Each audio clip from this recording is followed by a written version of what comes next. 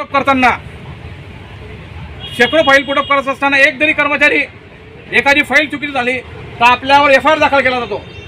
मी तर मागणी करेल शासनाला की ज्या पद्धतीने 12 लाख अपात्र महिला बहिणींना या माध्यमातून पैसा दिला गेलेला आहे, आज शासनाचा पैसा असेल, माझा असेल, तुमचा असेल, हा सर्वसामान्य नागरिकांचा कमाईचा पैसा आहे।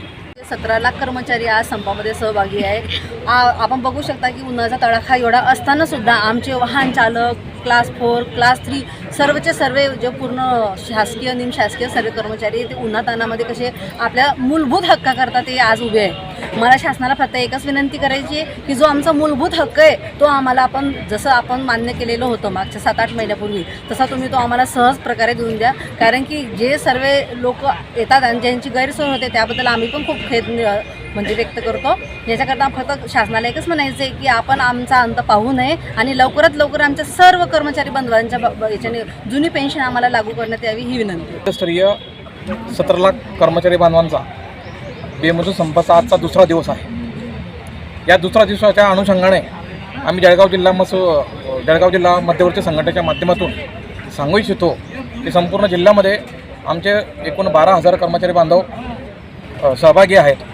त्यानंतर आमच्या ज्या प्रमुख मागण्या आहेत, NPSच्या धर्तीवर ज्या पद्धतीने शासनाने पेन्शन योजना चालू केलेली आहे, आमची प्रमुख मागणी ही आमची जुनी पेन्शन योजना हवी। तसेच NPSच्या धर्तीवर आजपर्यंत आमचा 10% PFचा जो काही कपात केलेला आहे त्यामध्ये शासनाकडनं RNPSमध्ये वर्ग करत असताना आमची सामाजिक आणि आर्थिक जबाबदारी शासन काय घेत असेल ही एक मागणी आहे। त्यानंतर वर्ग 4 कर्मचारी बांधवांच्या वाहन चालक असतील, शिपाई पद असतील, हे भरती शासनाने कायमस्वरूपी बंद केलेली आहे। ही तात्काळ ही बंदी उठवावी, नव्याने भरती करण्यात यावी।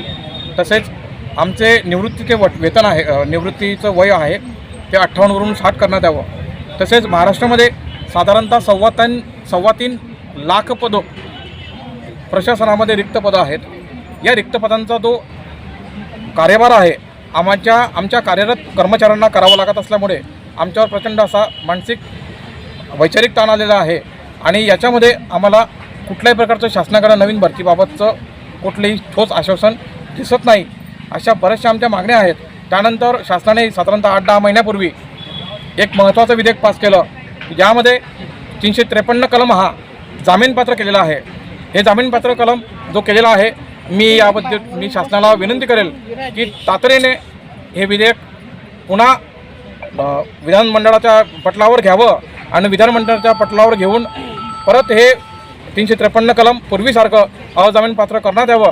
कारण ज्या पद्धतीने हा परिवर्तनाचा कार्यकाळ चालू आहे प्रशासनाचा, या परिवर्तनाच्या कार्यकाळामध्ये आमच्या संपूर्ण महाराष्ट्रामध्ये तालुक्याने असतील, गावने असतील किंवा जिल्हा पातळीवर कर्मचारी बांधवांना काम करत असताना खूप नागरिकांना रोषाला सामोरं जावं लागतं आहे। का तर बघा, मी आता मगाशी सांगितलं की साधारणतः 3.25 लाख कर्मचारी बांधवांचा जो अनुशेष शिल्लक आहे सर्व संवर्गाचा, ओपन असेल, OBC असेल, SC असेल, ST असेल, NT असेल, अबकट असेल, SBC असेल, मायनॉरिटी असेल, या सर्व पदांचा अनुशेष शिल्लक असल्या कारणाने यात कुठलेही काम हे वेळेत नाही झालं तर नागरिकांकडनं ऑब्वियसली त्यांच्या साहजिक प्रतिक्रिया असतात, परंतु कामाअभावी, लोडाअभावी, कार्यबाहुल्य पण आपण तो शब्द म्हणतो मराठीतला प्रशासकीय, या अतिरिक्त कामामुळे आमचा कर्मचाऱ्यांचं मनोबलसुद्धा दिवसेंदिवस खचत चाललेलं आहे।